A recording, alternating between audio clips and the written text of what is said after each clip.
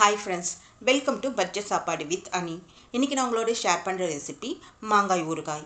1 year வரைக்கும் கெட்டு போகாமல் சமத்தாக இருக்கும். இந்த ஊறுகாய் செய்ய நான் 4 கிலோ ஒட்டு மாங்காய் எடுத்திருக்கேன். இதை நல்லா வாஷ் பண்ணிவிட்டு தண்ணி இல்லாமல் சுத்தமாக துடைச்சி எடுத்துருங்க. அதுக்கப்புறமா உங்களுக்கு என்ன சைஸ் வேணுமோ அந்த சைஸில் கட் பண்ணுங்கள். அதுக்கு தேவையான அளவு உப்பு எடுத்துக்கோங்க. 1 லேயர் மாங்காய், 1 லேயர் உப்பு அப்படின்னு சொல்லி ஒரு பாத்திரத்தில் நம்ம அதை ஸ்டோர் பண்ணிக்கலாம். இதை நீங்கள் அட்லீஸ்ட் 5 to 7 days ஆச்சும் ஊற விடணும்.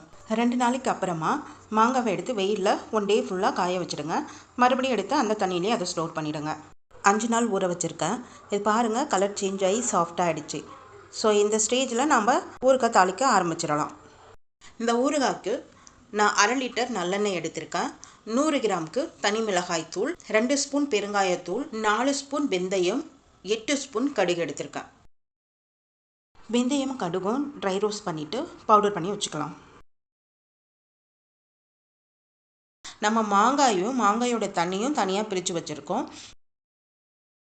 இப்போ வாங்க, வானலை அடுப்பில் வச்சுட்டு, அடுப்பு ஹை ஃப்ளேமில் தான் இருக்கணும், லோ ஃப்ளேம் மாற்ற தேவையில்லை.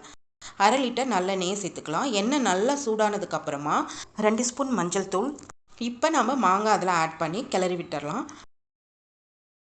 100 கிராம் தனி மிளகாய் தூள் சேர்த்து அது ஒரு 2 நிமிஷத்துக்கு நல்லா கிளறி விடுங்க. அப்புறம் இதில் 2 ஸ்பூன் பெருங்காயத்தூள். அதுக்கப்புறம் நம்ம எடுத்து வச்சுருக்கிற அந்த தண்ணியை இதோட ஆட் பண்ணிக்கலாம். நம்ம அரைச்சி வச்சுருந்த வெந்தயம் கடுகு பவுடரை இதில் நம்ம சேர்த்துக்கலாம். சேர்த்து நல்லா கிளறி விடுங்க. ஒரு 5 minutes பண்ணால் போதும். இந்த ப்ராசஸே உங்களுக்கு 10 to 15 minutesல புரிஞ்சிடும். அதுக்கப்புறமா அடுப்பை ஆஃப் பண்ணிவிட்டு நல்லா ஆற விட்டுடுங்க.